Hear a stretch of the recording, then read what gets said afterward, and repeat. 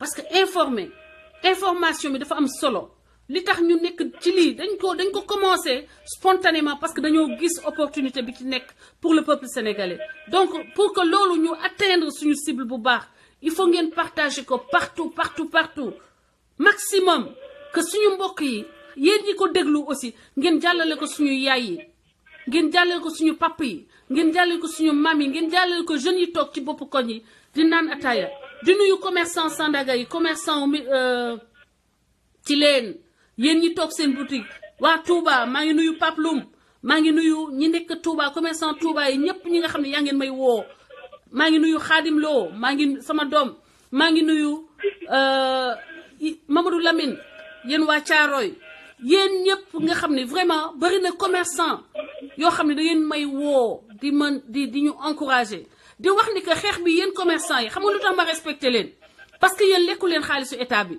da ngeen di xëy fajar di liggéey ba guddi ngeen ñibbi seen kër di fay impôt yéen yaa leen di def xaalis ci poche politiciens yi kon yéen yaa leen xeex bi seen xeex la xaalis ba ngeen di fay l'impôt muy dugg ci caaya Farba Ngom di dem Bercy xaalis boobu déedéet seeni doom a ko gën a yelloo seeni jabaata ko gën a yelloo donc yéen commerçant yi xeex bi am ngeen ci place bu rëy am ngeen responsabilité bu rëy ngeen nekk nag que ce soit Tilène que ce soit marché central Thiès marché Thiès sama dëkk que ce soit Kaolack marché Ocass ak Touba que ce soit Sandaga que ce soit Difoncier que ce soit Ponty que ce soit Guédiawaye que ce soit Thiaroye foo leen mënti nekk wax leen ak seeni njaboot ñu jëli seeni carte te ñu préparé Macky Sall mii ak système bii nga xam ni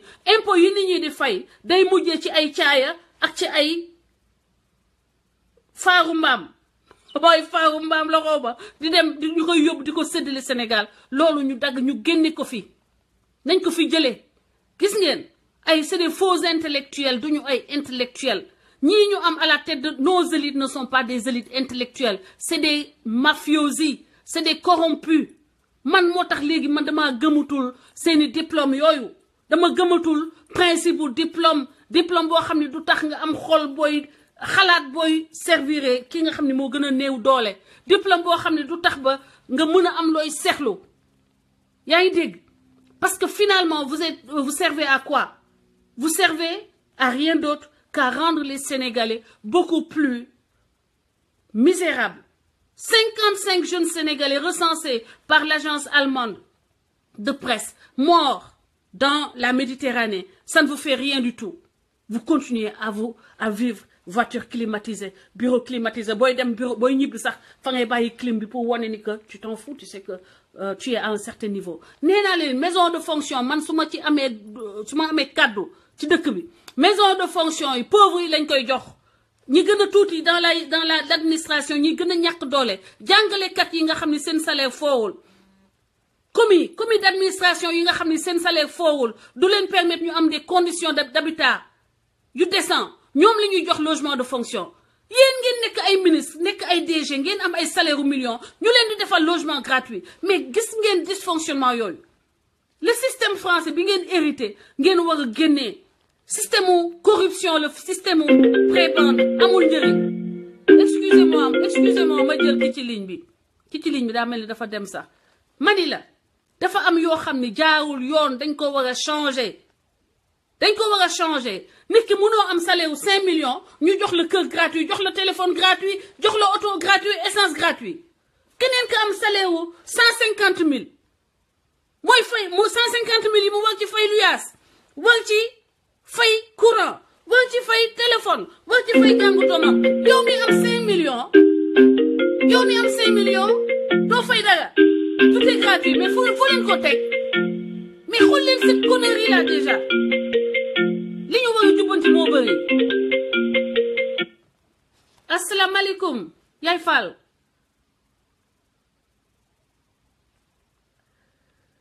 asalaamaaleykum. allo salaamaaleykum. waaw Yaay Fall na nga def. maa ngi fii. ba yaa ngi si jàmm. Yaay Fallu Assane Diouf. maa ngi ci jàmm. nekk naa en direct mbaa maay premier waaw maay deuxième nangu naa nekk deuxième. non man bàyyi naa la première place. newal nee naa la man jël naa deuxième. non non bàyyi ma nekk deuxième xam naa ne kii wax na ko mën a gérer Assane. xool tey daal lu ma bëggoon participer ci émission bi mooy. Faut pas que Farba Senghor aussi prend les Sénégalais comme des cons. Farba Ngom. parce que même ñun. partagé leen Farba Ngom man maa ngi koy Senghor rek xoolal Farba Ngom faut pas qu'ils prennent les gens comme des cons parce que ici en France. On n'a pas le droit de payer plus de 1500 € en espèces à l'hôpital. Ni de le verser sans justifier dans les banques. Ah, gis nga.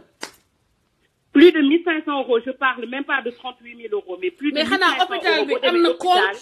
Moom am na compte. Fay ko fii en espèces. En espèces fan nga gis Europe ñuy dawale xaalis yu day noonu en cash. Ils n'ont pas le droit et à plus forte raison que état bu bees bii nii dafay lutter contre fraude fiscale yi. État Macron mooy gouvernement Macron. Gouvernement Macron bi parce que man personnellement. xoolal bu may dem di verser ji xaalis. bu hormis sama xaalisu entreprise.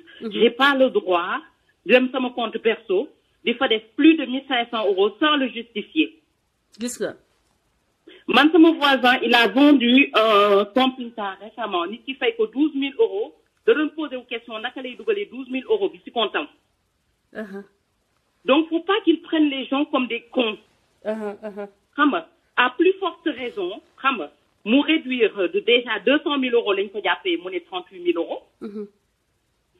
donc loolu déjà y a un problème. aéroport loolu il faut nga justifier fan la jógee. Sénégal yi ñoo war a muus. c'est pas nit géwélu Macky Sall la rek dañ ko war a nommer député. député il faut certaines compétences.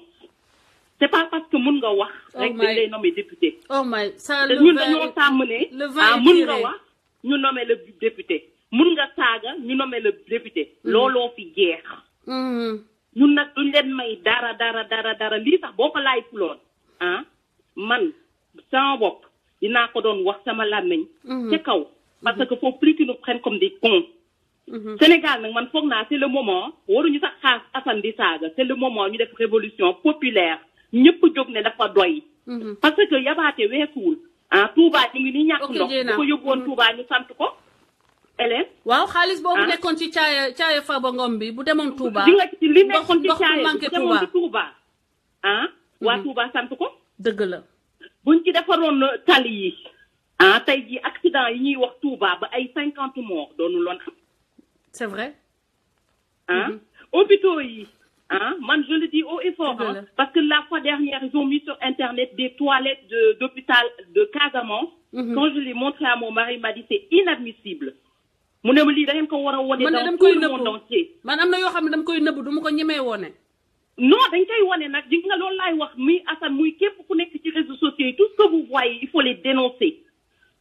ba bés bu ñu toogee fii ñëw ci kaaw bi di jaay loolu ñun ñu mën a taxaw am ay preuves ne leen ne non ils prennent notre argent ils le volent pour venir faire la belle vie ici. ndaxte mënoo jógee ci pays boo xam te ne c'est sous-développé on fait partie du tiers-monde. ngay doxantoox 200 000 € pour ñëw ba ci tubaab bi bu ñu la jàppee sax bu subaa ñuy demander ndimbal dinañ ne ñii dañ ñoo yàpp. ndax ñu ngi nii di seetaan seen ministre yi di ñëw di yaataa yumbee 200 000 € waxuñu dara. donc nous on est con si on dit rien c'est qu'on est bête. ñi nanguwul wax dara man je ne vous considère vraiment bugguma saaga kenn mais ñi buggul wax dara moom franchement je sais plus quoi faire. parce que c'est le moment de parler xam nga ou rien ñi nga xam te ne dañu nekk nag ci réseaux sociaux yi di teesante di wax lu yooyu di xuloog yeneen c'est là qu'ils doivent parler c'est le moment de parler xam nga wax leen fi ngeen war a waxee ngeen jooy li ngeen war a jooy. nekkuñu fii pour juger comportement de qui que ça soit on est là pour régler le problème des Sénégalais on est là pour que notre pays avance. te yii moo tax ba duñu avancer yu ñuy nëbbal yii ñuy nëppal di ñu fen di ñu leurrer on en a marre qu'on nous leurre. effectivement. et on est plus bête on se laisse plus faire. effectivement. de toutes les façons même si on peut rien faire on va gueuler jusqu'à ce que tout le monde nous entende. waaw absolument. donc ku nekk na xam ne ne dinañu dee waaye ñëpp dinañu dégg doxoon dox plus de 1500 €. naka ñëpp xam ici en France, t'as pas le droit de te balader, hein, plus de 1500 € dans ta poche. Merci et beaucoup. de le ramener à la banque sans le justifier. Merci, sister. Merci beaucoup. Donc, nañu wax ne entre parenthèses, ils veulent l'amener où? À Bercy, Bercy de toutes les façons. Wow. En tout cas, tout porte à croire que c'est pour cela. Ñu ngi wër alpulaar yi, c'est sûr qu'ils auront un billet gratuit. Ñun séeréer yi moom wóorul, mais alpulaar yi il paraît que am nañu seen billet gratuit wante nag c'est raté parce que Farba Senghor loolu noonu yàlla nañ ko jàpp delloowaat ko Sénégal mu dem ca ñu ko gën a yelloo. Non moom kay moom buñ ko delloo Sénégal ñàkk nañ ko loolu rek laa bëgg nga xam ko nag parce que ci keesu Macky Sall lay dem. Merci sister kontaan nañu. donc waa kañ jërëjëf waa kañ. jërëjëf jërëjëf Yaay Fall bye. Voilà donc ñu continuer donc donner la parole aux sans-voix.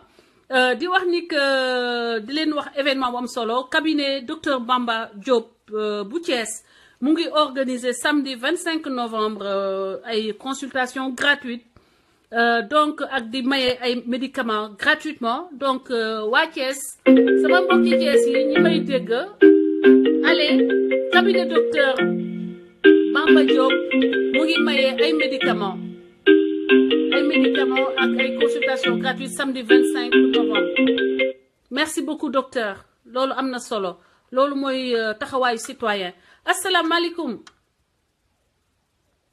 asalaamaaleykum. François notre sœur Émile. Oui. Oui, bonjour. Kokan là. Parce que ça fait longtemps. Oui, c'est Maïsano. Maïsano, on a eu à discuter. Oui, c'est vrai. Xamena la léegi Maïsano na nga def. Oui. waaw maa ngi fi soxna si maa ngi fi ñu ngi lay gërëm di la sant. ñoo ngi lay dalal bu baax. On sait que le travail voilà très bien le travail que vous faites là c'est tellement important que vraiment non stop quoi. Léegi je tenais tout simplement à vous dire. Oui. À vous dire qu'aujourd'hui j'ai honte d'être sénégalais, j'ai honte et je le dis et je le redis. Parce que Françoise Hélène Gaye, aujourd'hui, ce qui se passe au Sénégal, personne n'a jamais vu ça.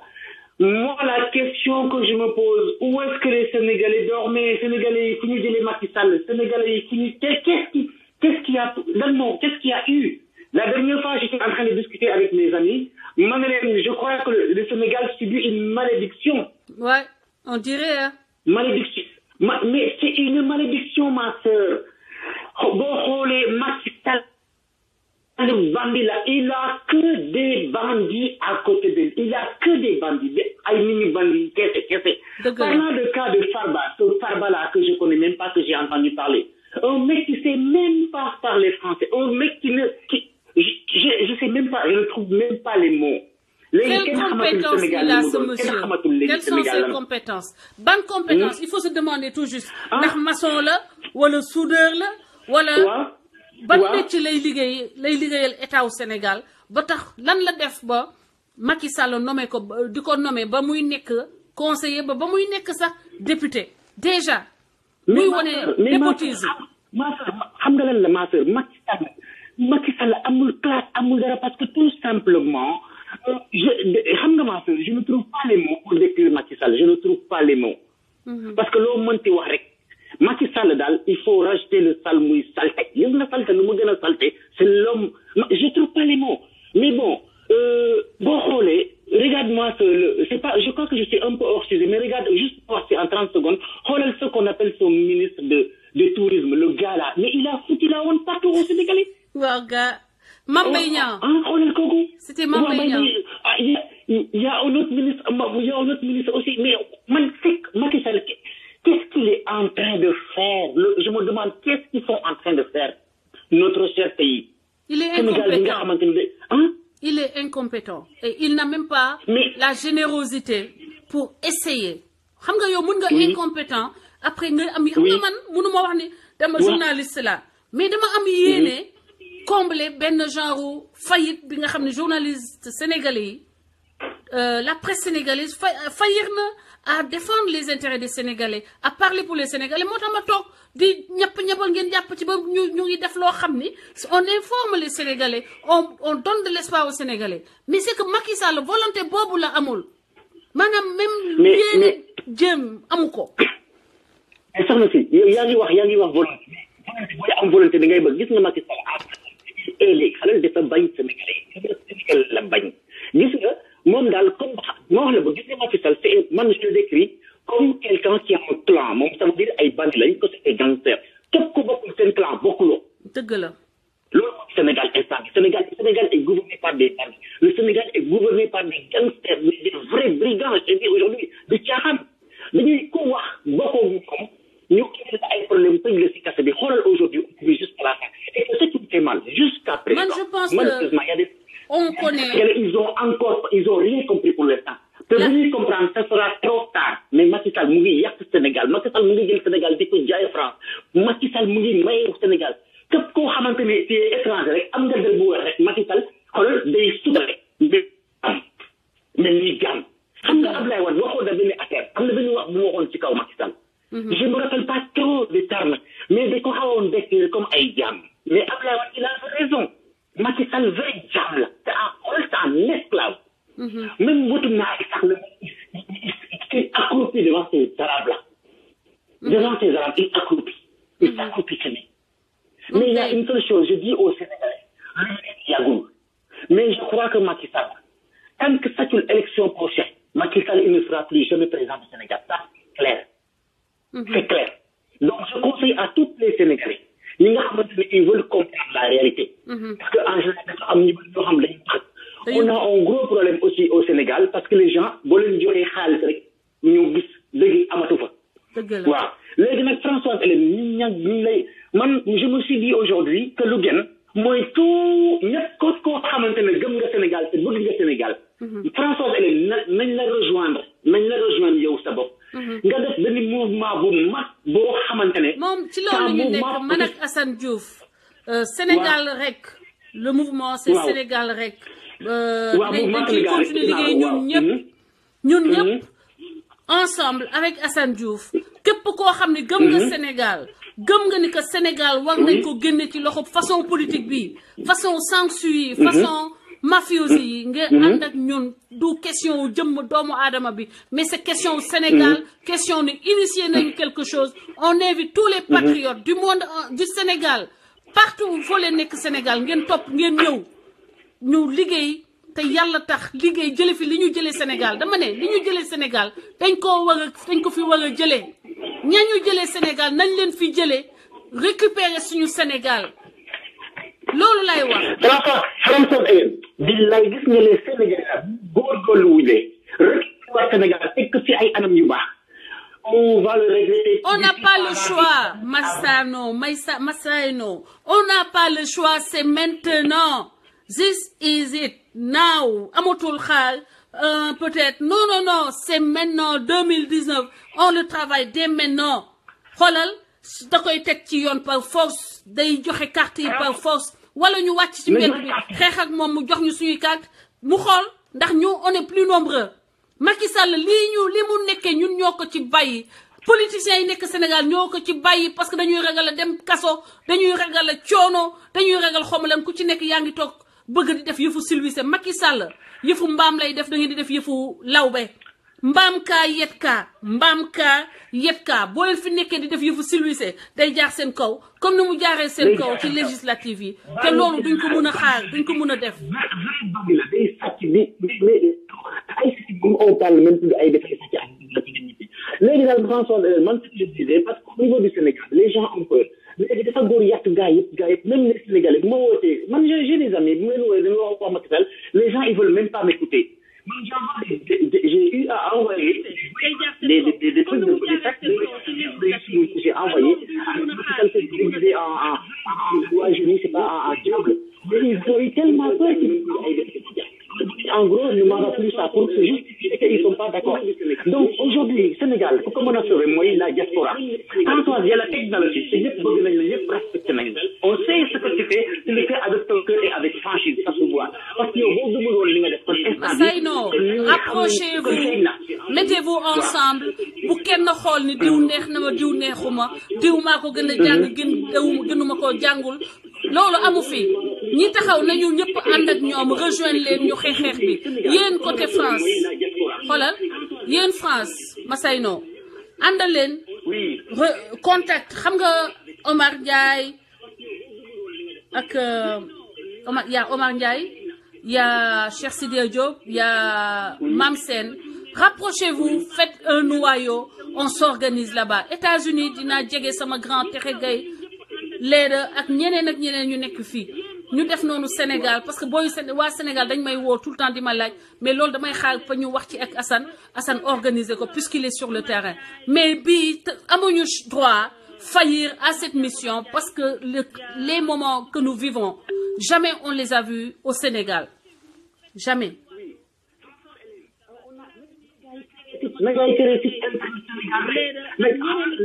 L'information sur les médias, c'est important. Moi, nous créer surtout les sites internet des abonnés. Parce que c'est le moment qu'il faut se lever. Parce que là, il a des limites. Parce que Khalis la yor te yalla mel mal Sénégal Khalis rek la gëm Khalis rek la gëm soxna ci on a le site jubanti.com di len wax ni yeen ñi nek ci résistance bi yépp ku ci bëgg mu nañ la defal espace ngay bind di jallale say sa cri de cœur say article say vidéo directement sans même passer par moi jubanti.com lolo tax ñu créer ko parce que gis nañu presse bi taxawé deuxièmement moy YouTube bitam c'est fait que pour la résistance citoyenne. Jubanti télévision c'est fait que pour ça. Le plan xamni nous les trains qui arrivent à l'heure ne nous intéressent pas parce que normalement tous les trains doivent arriver à l'heure dans cette république là. Si ça se passe comme ça ailleurs, ça doit se passer comme ça chez nous. Donc mon frère, rapproche-toi si tu veux après le live, je t'appelle, on parle. Je vous mets en relation. Il est moment, il est temps, parce qu'il y a un truc qui me fait mal, ici à Paris. Ici à Paris, gars, mais tous les petits groupes se sont cassés. Il n'y a plus rien qui marche ici. Il n'y a que des petits groupes, ils sont faibles. Il faut au niveau de Paris qu'on ouvre des gros groupes. Ils vont aider les gens, ils vont faire le maximum pour que les gens vont aller prendre les cartes, ils vont aller voter contre ce monstre. Donc, partagez-les. Merci Maïssa. Suma la wo live vous paraît. Live vous paraît. Si j'oublie de t'appeler, please rappelle-moi. Si je t'appelle pas, rappelle-moi. OK, nalawo. OK. Il n'y a pas de souci, merci beaucoup ma sœur. Merci. All right. Di wax ni que Assane donc war naa ko dugal mais dama bëgg wo Grand Texe Gaye. Suñu Grand Texe Gaye mu ngi fi à New York, il est leader dans la communauté. Ma bëggoon ko wo. Babacar Sall dinaa la porter plainte pour harcèlement. Bu ma woo mag yéen mënuñu juboo bokkuñu objectif bokkuñu gëm-gëm. Je prends le panel à témoin. Dégg ngeen woo na ma 4 fois depuis ba ma commencé te moom la du keneen. Di leen wax ni que pour ñu bëgg a suivre live bi mun ñeneen ñu nekk fii ñu def noonu set. Gis ngeen en direct gis ngeen mooy def numéro masqué di ma woo tout le temps wala parce que dama bloqué numéro bi ma doon woowee léegi numéro masqué lay def wala numéro Las Vegas di ma woo. Di leen wax ni gars yi pour ñi bëgg suivre live bi incognito Jubanti télévision mu ngi dawal live bi en direct gis ngeen ah ce mec là il est amul joma man awma benn haine dinaa la ko jox awma benn haine pour benn waa APR mais yenn yi moom doo mun a naw nit ki quoi parce que man dama bëgg nit ku am dignité parce que àdduna du gudd tànk ba ñu bokk li ñuy wax bala li ñuy xalaat parce que yéen Macky Sall ngeen di jaamu man Sénégal lay jaamu ak sénégalais yi je veux être une servante du Sénégal je veux être une servante des Sénégalais surtout des plus petits man ma nekk kii leen di fompal seeni tànk comme Jésus ni mu ko defee yéen da ngeen xalaat seen bopp ngeen toog nit ñi di leen fompal seen tànk ngeen di lekk xaalisu nit ñi di leen nax te man loolu nekkuma ci gëmuma loolu. Ok donc en direct Jubanti télévision suñu live avancement donc quand même am nañu tuuti ay ak yi affaire yoo xam ne def nañ ko mu ngi avancé moyens yi ñu soxla pour xeex bi man xam naa leen. waa Sénégal dañ may woo tout le temps di ma laaj mais loolu damay xaar fa ñu wax ci ak Assane organiser ko puisqu'il est sur le terrain mais bii amuñu droit faillir à cette mission parce que les mots. Voilà, c'était juste pour vous prouver que vous pouvez suivre le live en direct sur Jubanti Télévision. Simultanément, vous pouvez le suivre sur jubanti.com, le site de la résistance patriotique. Vous êtes invités à poster vos articles, à écrire, bindal leen li nekk seen xol, def leen vidéo lu nekk seen xol, ngeen yónnee ko ñu dugal ko ci site bi. Grand Tékhé maa ngi lay woo après ma woo Assane Diouf. Lii de kenn mësu koo gis. Ay waay. C'est pas un hasard que c'est un mec de l'APR. Je ne pense pas que nit ku normal ci conditions yi nga mën a ànd ak Macky Sall. Conditions xale yi di dee ci désert bi pendant que les gens meurent dans le désert, il y a des proches de Macky Sall qui convoient des centaines de milliers d'euros dans leur caaya. Ndaw caaya bu foro man mënuma ko wax xam naa gars yi di ngeen ma reetaan. Partagez leen vidéo bi gars yi partagez leen xaaral ma tegal leen musique après ma dugal Jésus avec moi Jésus je suis sous caaya bu foro caaya déjà ni mu rëyee war na tàng lool nga boole ci nag caaya ba nga def ci ay xaalis. di ñàkk rek asalaamaaleykum. waaw allo.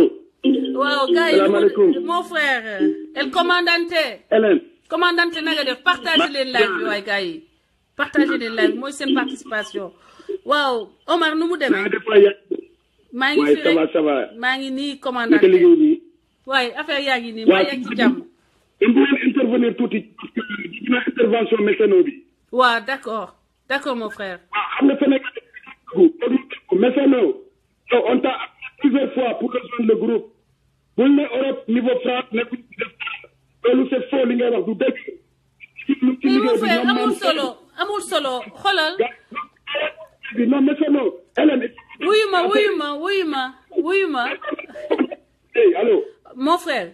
dooma ji dama lay ñaan nga may ma wax ak yow ci suuf après dégg nga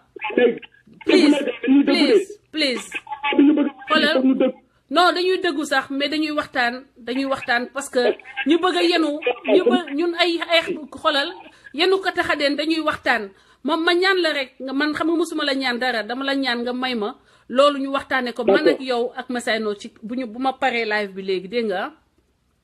Ok, ma soeur. Et puis merci beaucoup commandante et puis Massaino donc après dinaa la woo après live parce que moi je compte sur chacun de vous okay. a ses compétences, chacun de vous a sa personnalité. non dañ xoolal loolu bu ñu nangu Macky Sall di ñu déggal loolu mon frère bu ñu nangu Macky Sall dégg ko bu ñu nangu suñuy noon déglu ko please commandante maa la ko ñaan commandante maa la ñaan nga bàyyi ma woola ci kanam please may nga ma ko ba pare dégg nga may ma loolu please maa la ko ñaan ok à tout à l'heure commandante à tout à l'heure ok bye voilà donc gars yi ñuy wax ni que c'est pas facile de déjà ci benn famille entre frères et sœurs du yomb entre frères du yomb donc entre sénégalais musuñoo dëkk ensemble musuñoo xamante il faut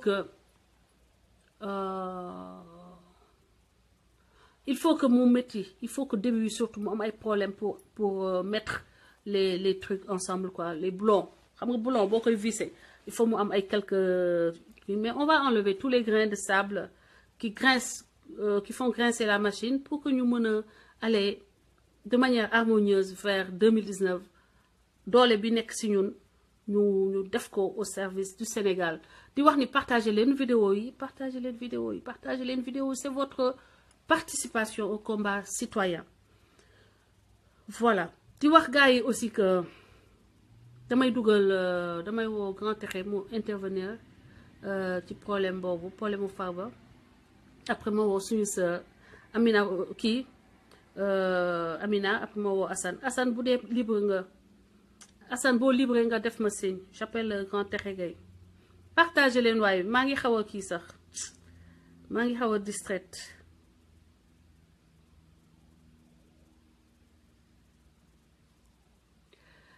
ok di leen demander di leen wax ngeen bu leen fàtte ngeen like page Facebook bi ngeen dem abonné wu page jubanti.com ak page YouTube Jubanti télévision. Asalaamaaleykum mon grand. maaleykum salaam Françoise, comment ça va? Le gardien du temple.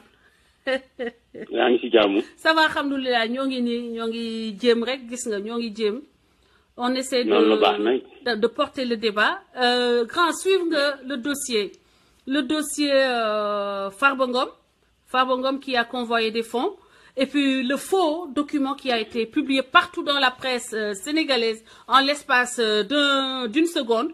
Toute la presse qui d'habitude est muette pratiquement a publié le document.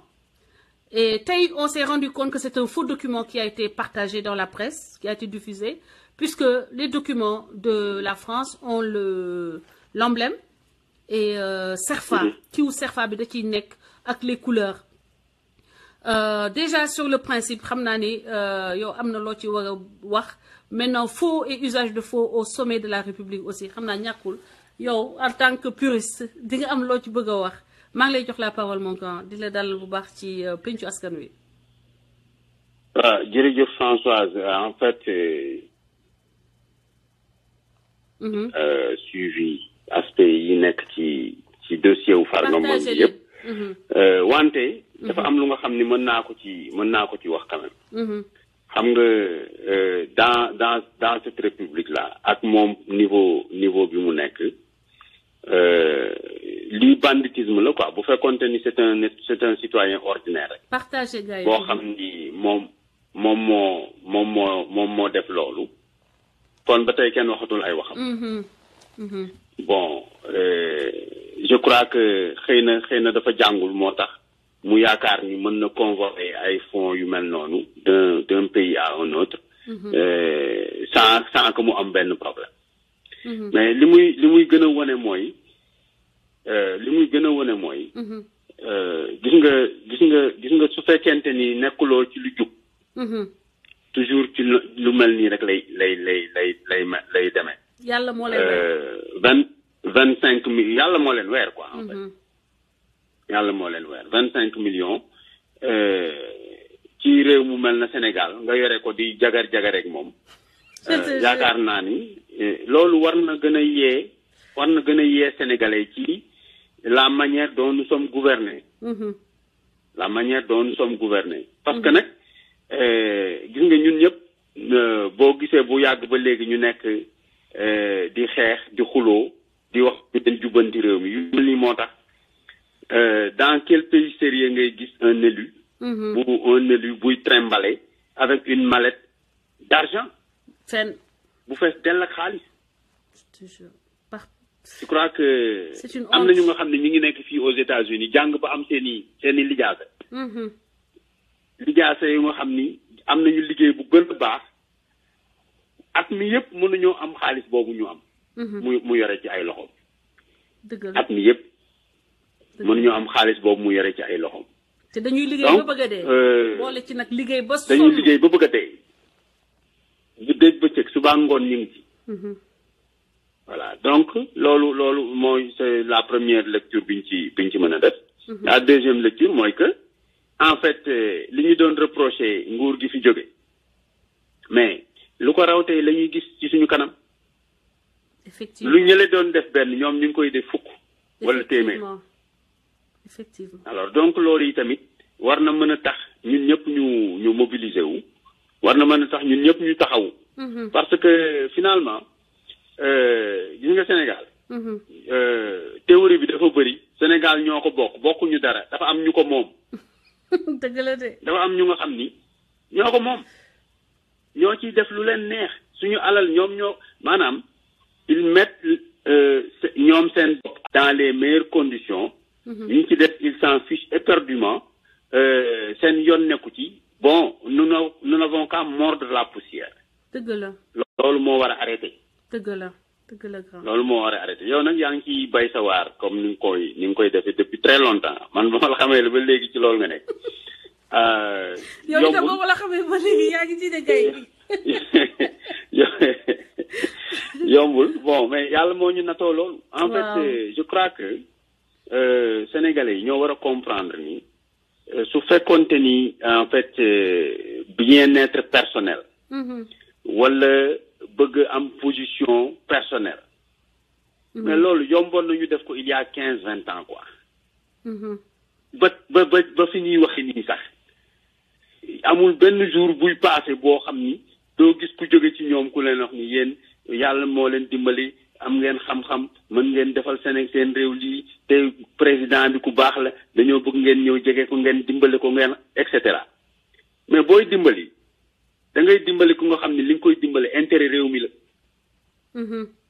mais koo xam ne li muy xalaat yëpp ci àddinaam li ci gën a tuuti mooy intérêt réew mi moo ci gën a tuuti moo nekk en dernière position. Effectivement li muy gën a xalaat mooy naka lay def ba toog ci nguur gi naka lay def ba def lii naka lay def ba def lële xam nga ni muy xalaatee noonu ni muy xalaatee pour sàcc suñu ay élection jalgatil ko ni muy xalaatee maanaam réflexion bi muy mënee pour faire du mal et pour conserver un pouvoir enfin boo xam ni c'est un pouvoir Satan mais bu doon daf koy xalaat ci yan condition lay yóbbu sénégalais yi seen existence kon ba tey kenn waxatu ko loolu mën nañ ci d'accord nous ne pouvons pas trouver un accord minimum ak ñi nga xam ne ñooy jiite particulièrement président bi sur la manière de gérer notre pays dans la paix dans la transparence dans l'égalité dans l'équité mënuñu ko am alors loolu nag ça se manifeste tous les jours si les gens s'énervent di emporter wu c'est parce que simplement moom moo ñu ko won effectivement moom moo ñu won cette manière de répondre parce que son comportement wax dëgg fa yàlla dafa nekk comportement bu nga xam ni sénégalais boo nga xam ni defu ci attention rek dinañ dem ba yow la ñuy sëkk fekk na moom moo ci bon ki bon loolu moo arrivé y a des gens yu nga xam ni aujourd'hui mënuñu xool président bi fenn dëgg la parce que li mu ñu won la dëgg la voilà véritablement man li ma xalaat loolu la donc damay yaakaar rek ni war nañu mën a continuer ban appel ngay lancer war nañu war a mën a ban appel ngay lancer à nos jeunes yi nekk ci réseau yi nekk Sénégal ñuy déglu appel bi c'est très simple moom laay wax toujours sama doom yi sama jarbaat yi ñu nekk biir Sénégal man leen man ak ñeneen ñi nga xam ne ñoo nekk ci réew di yàq seen nelaw di pour yéen yaakaaruma ni yéen ñun ñii war nañ leen ëpp jom ci ngeen jël en charge seen bopp dëgg la te jël en charge seen bopp mooy yéen wóor na leen wóoral yàlla ni seen condition du mës a changer bu fekkente ni da ngeen bàyyi ñiy yore bopp réew mi di continuer di nekk ci bopp réew mi seen condition du mës a changer dëgg la mais su fekkente ni nag xale nga jàng nga def nga li nga waroon def yëpp wante ñoom ci seen bopp defuñu li ñu war a def ba yéen ngeen mën a tekki et te tekki bi ci gën a njëkk mooy mais nga mënal sa bopp dëgg la mais yow mënuloo sa bopp dara mënuloo sax jënd ataaye boo añee ba pare billahi ndeysaan mënuloo sa yaay boo yeewoo boo ko xoolee mu xool la mënuloo ko sax génneel dara ni ko maman jàppal ci lii booy dem marché nga yokk ko dépense billahi ndeysaan mënuloo mais loolu dafa laaj yow ci sa bopp nga nag taxaw seet li la dal lan la ak lu la ko yóbbee ginnaaw yàlla te li la ko yóbbu yëpp li ci gën a am solo mooy ni ñuy gouverner réew mi moo baaxul effectivement bu loolu amee nag da ngeen di organiser wu da ngeen di fexe ba changer cette situation là te c'est seul le pouvoir politique en fait mooy tax une situation dans un pays changer États-Unis bu melee ni mu mel c'est parce que dafa am ay patriotes yu nga xam ne ñoo taxawoon ni seen réew nii la ñu koy tabaxee nii la ñu koy defee ba léegi seen ay sëtaat ba ñun sax ñuy daw di ñëw fii dañoo teg seen réew ci yoon looloo tax ñun ñu daw ñëw fii ñeneen daw dem Europe dem ci yeneen i dëkk dëgg la. ñun loolu mën nañu ko am dans notre pays. parce que li ma xam mooy en tant que sénégalais fii dëkk naa fi maa ngi fi def ay ati at si mu nekk nii. yaakaaruma ni américains yi ñoo gën a muus sénégalais yi. gën a ñu leen muus gaa. yaakaaruma loolu. dëgg la. waaw comme que jënd ñu ñëw muus nag. ñoom fulla ak fayda bi ñu am bëgg ni seen réew dañu koy teg ci njub. effectivement seen réew dañu koy teg ci transparence seen réew dañu koy teg ci démocratie. seen réew dañuy respecter liberté yi. mais fii ak koo mën a nekk man fii gis naa fi ñu tëj fii maire. sénateur député. gis naa ñu tëj fi juge. gis naa ñu tëj fi alkaati. policier gis naa ñu tëj fi façon ku nekk tëj nañ ko fi. gis nga commissionnaire New York bi. Kelly. Kelly fii lañ ko jàpp ndax corruption te kooku demoon na ba waroon nekk directeur secrétaire d'État Homeland Security. premier gouvernement George Bush. te ci corruption rek lañ ko jàpp maanaam nekkoon na commissionnaire bi am na ay nit ñu ko defaral këram laa wax de. ci loolu lañu ko jàppee ba dugal ko ci kaso bi. Masta ay 200,000 euros. non mais.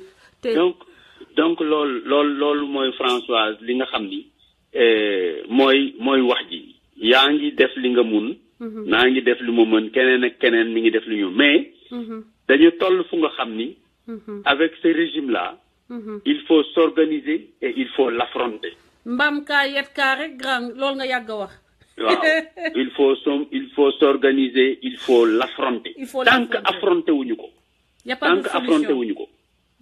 il va continuer avec ses satellites di def li muy def parce que li ko sax jommal mooy. dafa defoon ni bu bayonner toute la presse jënd leen jox leen alal. alors il va se tirer d'affaire. effectivement. mais yàlla moo def réseaux sociaux yi. réseaux sociaux yi. 150,000 personnes ñi ngi def live chaque jour 150,000. léegi gis nga kenn rek ci réseaux sociaux yi ko nga xam ni. dafay def live di défendre Macky Sall wax ma ci benn rek. gisuguma ko de ñemewuñu ko. doo ko mës a gis. gisaguma ko daal. mës a gis parce que xam nañ ni nekkuñu ci njub. mës a gis parce que xam nañ ni. réseaux sociaux nag. du ko mu neex nga ñëw def live de. yow mu da ngay nay de du ko mu neex de. waaw du ko mu neex nga ñëw naan da ngay def live de. am na ñu nga xam ni fajar bu nekk ñi ngi maanaam kenn ku nekk am na téléphone mais bu dee da ngay def live ñaari nit ñoo ñëw foofu bu la xoolee 30 secondes dem yoon mais quand même. grand bu ma dajji waay bu gars yi may leen koy cœur may leen grand texe gay des cœurs. ñi ngi ci période nous sommes à une phase bu nga xam ni il faudrait que ñu continuer à dire à nos parents que war nañu jóg taxaw. gis nga nag mbéjum kanam boroom moo koy fajal boppam. les étudiants qui sont à l'université amuñu benn perspective amuñu benn yaakaar. ñooñu kenn waru leen jëkk ci xeex bi. dans le travail d'organisation et de conscientisation. xale yi nekk ci quartier yi. bu ñu yeewoo ñi ngi ci taatu niim yi ak taatu mango yi. su leen maanaam fu leen kër gi fekk fa la leen di bàyyi. fu leen et cetera ñooñu. kenn ku ci nekk am na loo mën a def dans la république. dëgg la. jóg leen ngeen taxaw organiser leen seen biir kër d'abord. na ngeen fexe ba seen biir kër ñëpp am seen carte d'électeur. na ngeen fexe ba seen biir kër ñëpp am carte d'électeur. su kër gi jeexee. ngeen génn ci koñ bi di dugg ci kër yi. kër bu nekk. ngeen fexe ba ñooñu. et puis dafa am leneen lu nga xam ni moo ci nekk. Macky Sall a déjà fabriqué un électorat alimentaire. effectivement électorat alimentaire booy mooy ñi mu jox les bourses familiales. mais ñoom la ñu war a comprendre mooy li mu lay jox tey.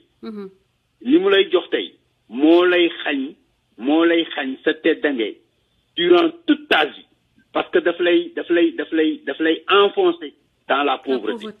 Effectivement. au lieu que mu won la naka ngay def ba génn dans la pauvreté. tout à fait. loolu xale yi war nañ ko xam. xale yi war nañ cee yee ñooñu. xaalis boobu ñoom ñoo ko moom kenn mayu leen ko kenn saruxu leen nañu ko jël. mais pour changer radicalement seen condition dafa mel na rek nga am sa kër mu nekk néegu ñax néegu ñax bi defar nga ko ba mu rafet ku fa dugg dina xam ne defar nga ko ba mu rafet wante yow néegu ñax bi gënalu la li la gënal mooy nga am terrasse soo bëggee terrasse nag da ngay def li tax nga war a am terrasse mais nga am néegu ñax ñu ne la non dëkkal fii mooy sa place mënoo fexe jéem a def dara pour jéem a dem tabax yi comme ñeneen ñi mais loolu le gouvernement wu Macky Sall di def population yi il les enfonce dans la pauvreté en effet en leur donnant une bourse familiale bourse bu nga xam ni d'abord jëluñu leen dara ba pare daf leen di obligé bu leen joxee loolu ñu votel ko par la force doole mbaam wala dootu leen ko joxati nga signé ba bëgg a signé ba say loxo tokki ci 25 000 francs c'est tellement ignoble moi je trouve ça ignoble jël ñoo xam ne amuñu capacité de mais c'est une horreur c'est une horreur c'est une horreur léegi nag li ma wax rek parti d'opposition yi Macky Sall son opposition ce ne sont pas les partis d'opposition c'est le peuple sénégalais effectivement il nous a humiliés dans notre dignité poids de vote bi nga xam ni depuis 1848 Sénégal ñu ngi voté aujourd'hui être citoyen sénégalais c'est être quelqu'un bu nga xam ni un président et son système peuvent te priver de ton droit de vote le droit le plus important pour un individu c'est la possibilité de choisir à qui confier son avenir et ses ressources man de je ne lui pardonnerai jamais Macky Sall duma ko baal man les larmes que j'ai versées devant l'humiliation que ma dem ba ci bureau de vote bi ñu may kekkantool comme xale naan ko non mënul sax voter moom elle n'a pas sa carte et elle n'est même pas sur les listes te ma yor sama récépissé te nga bindu def lépp li nga war a def lépp li ma war a def jàpp lépp li nga war a def nga def mais c'est ce qui s'est passé xoolal le près de 2 millions d'individus de citoyens sénégalais yu voté wul loolu rek wax passé na humiliation nationale humiliation boobu j'ai pleuré à chaudes larmes humiliation avec il y avait un monsieur de l'ambassade muy jooyandoog man xaw ma ndax c'était sincère xaw ma ndax mais samay jooy da koo mujjee jàpp muy jooy mu bokk ma mais évidemment parce que il sentait que je pleurais c'était plus fort que moi et c'était la douleur que Macky Sall di teg suñu peuple moo ma jooyloo jour boobu su ma koy xalaat sax damay sama xol day jeex mais Macky Sall doo nit doo góor vous n'avez aucun respect pour les Sénégalais non du nit franchement du nit et je l'ai dit je le répète nee naa leen peuple sénégalais bi ils doivent se tenir debout il faut le confronter c'est un dictateur il est méchant il est méchant c'est un dictateur c'est quelqu'un bu nga xam ni durant toute sa trajectoire il ne nous a montré que de la condescendance de l'arrogance mais lépp lu nga xam ni nit ku bon daf koy am moom am na ko kanam bi sax moo soxoo finalement booy xool buy xool nit ñi mais comment peux-tu par exemple xam nga am na nit ñi nga xam ñun sénégalais lañu gis nga ce pire ennemi am na lu nga xam ni benn yoon bu la ko defalee muy teraanga loolu génn nga ci pare nga ci dootoo ko def mënutoo ko defati lu bon waxuma laa ne koo xam ni daf la defal teraanga mais xoolal Macky Sall fan la jaar ak Abdoulaye Wade te mënumaa fay man mi sax defal naa ko teraanga ndax jël naa billet dem ba Sénégal jël sama campagne jël sama oto di daw di dugg sama dugg ko loolu sax teraanga la te mënuma mais yow ak kan ak kan mënuma sax mais moi j'étais un acteur des ñaata guddi ñaata guddi la ñu fanaan fii ci réseaux sociaux yi pour convaincre ceux qui ne voulaient pas voter pour lui ñaata guddi guddi nuit blanche ñaata nuit blanche Macky Sall moo goree di waaw góorgóorlu rek xam naa ni moom wax ci loolu la li wër te wër mooy nekk di complainte nekk di lamenté wu du mën a régler cette question là il faudrait que les gens se mettent debout il faudrait que nit ñi comprendre que seen destin mi ngi ci seen loxo il nous a montré tout ce qu'il peut faire pour notre pays démolir na suñu système démocratique démolir na suñu ay valeurs parce que son comportement à tous les niveaux dafay wane ni mënul il n'est même pas digne ñu jox ko le respect dû à un président de la République. Parce que ku nga xam ni boo waxee da ngay fen boo waxee doo ko def li nga xam ni moom dañu am de plus cher muy suñu souveraineté muy le droit de vote xañ nga ñu ko suñu ay ressources pasare nga ko jox ko sa rek notre pétrole est entre les mains de ton frère et là le cas Aliou Sall on va y revenir parce que la caisse de dépôt et de consignation bi mu ko jox gis nga loolu c'est un maanaam rampe de lancement la pour que moom bu fi jógee rakam toog xam nga CDC Ablaye Wade moo ko créé CDC dafa am tous les moyens financiers et politiques yu nga xam ni moo nekk ci loxoom mën na defar tali mën na defar école mën na defar hôpital mën na tabax mën na gas teen mën na def lu ko neex comme investissement te kenn du ko ci laaj dara.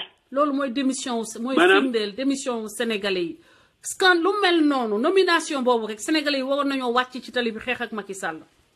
mais voilà te bu boobaa policiers yi dañ leen di duñu leen dóor de dañ leen di comprendre parce que ñoom tam ils sont violés dans leurs droits.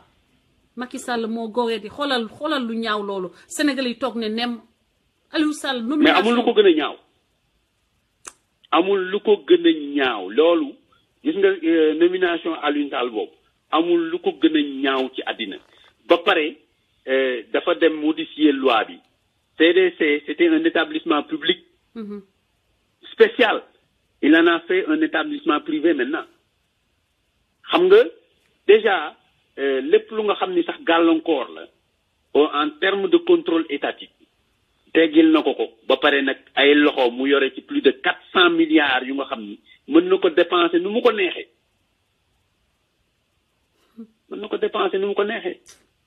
bon voilà Hélène maa ngi lay jaajëfee di la bàyyi di la wax pour analyse yu am solo ñu ngi lay góorgóorlu bu baax a baax. merci mon grand. sama xol dafa jeex nag mais merci beaucoup merci pour ces éclaircissements et ces analyses. ok bye bye. mbokk yi on était en direct avec grand Tekhe Gaye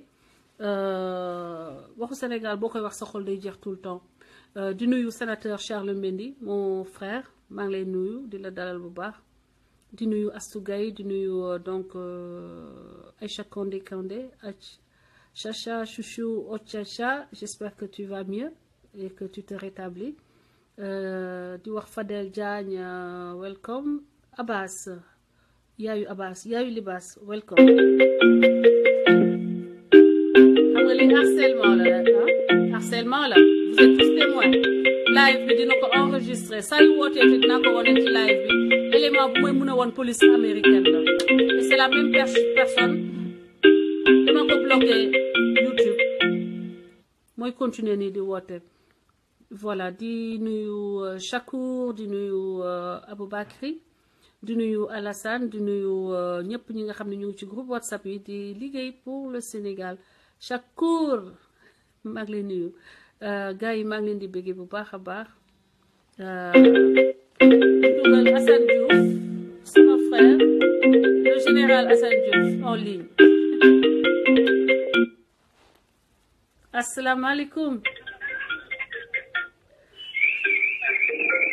asalaamaaleykum mon frère. waaw ñoo ngi delloo ziar ñoo ngi nii rek di wax ci yu métti yi Sénégal moom boo ciy wax sa xol day jeex foo toll partagé leen vidéo bi fu ma nekk nii waxu caisse de dépôt bi la ñu wax sama xol jeex parce que xaalisu maanaam porte-monnaie Sénégal bi la ñu jël jox ko Aliou Sall te kenn bougéwul meetal. waaw loolu nga dolli ko ci yeneen scandale mais scandale bi ñuy gën a wax tey. muy scandalu Farba Ngom bi ñu jàpp ak mu def 200 mu yow ay 200 000 euros def ko ci caayam Paris. mais doo dem Paris mais waa affaire bi du Farba Ngom kese de. du Farba Ngom kese de xam nga ñun ñoo ñu war a dimbali mooy suñu douanier yi nekk ci aéroport bi ak suñu gendarme yi. dëgg la. parce que fi mu toll nii xam nga dafa am xeex boo xamante nii ñun dañ ko mëne ba pare dañ cee def lépp. xam nga mu jaral ñu suñu énergie ak lépp ñu def ko ba pare.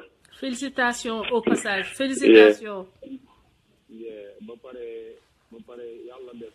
xam nga ñi xeexal ñoom lépp lu ñuy xeexal Sénégalais yi rek mooy sol yëpp seen poos di dugg ci Sénégalais yi leen gën.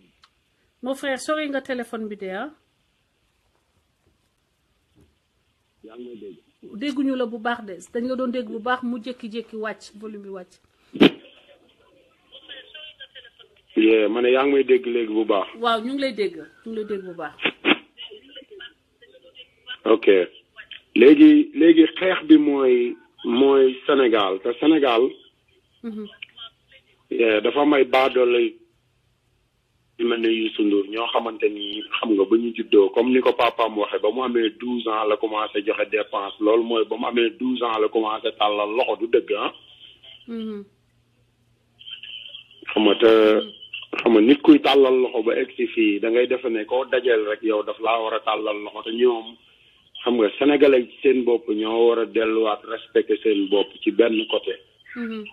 xam ne alal da nga koy liggéey alal boo bëggee mu jariñ la da nga koy liggéey alal ji la nit di may du la defal dara lu ñetti fan ñaari fan lay def ci yow xam nga li ma la wax. après da nga koy xam nga da nga koy foyee mu jeex.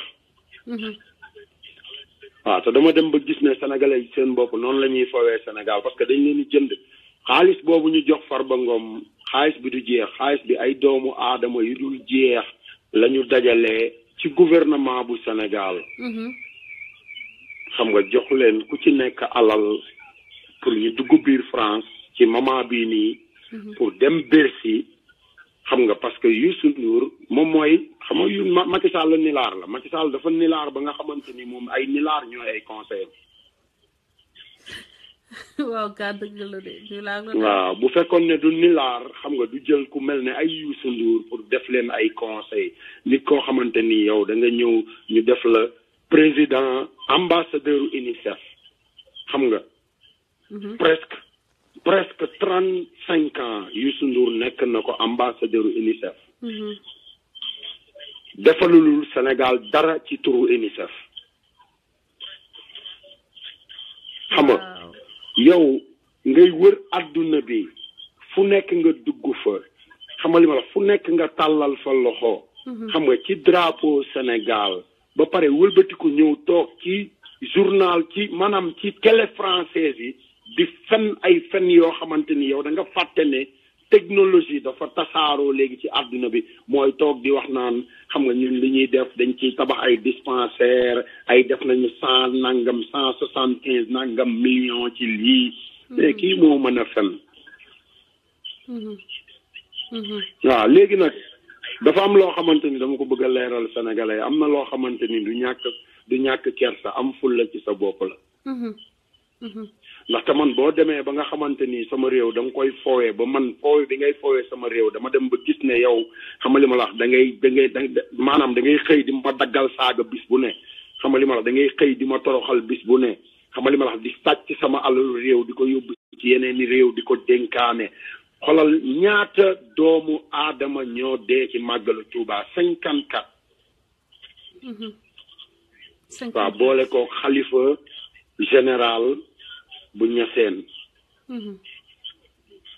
boole ko ay nit yoo xamante ni 134 blessés waaw mais ñooñu xanaa duñu ay sénégalais Hélène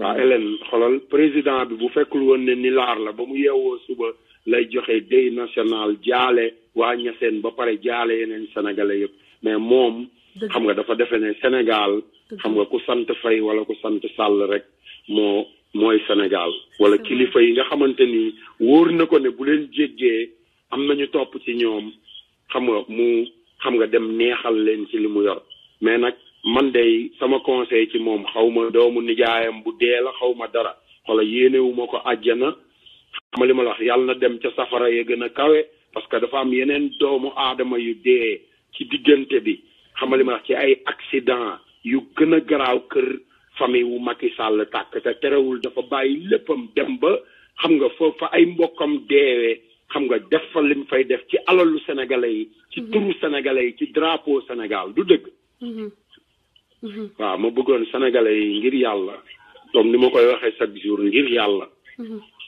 dafa am loo xamante ni kenn du ci forcé doomu aadama da nga ko koy ñaan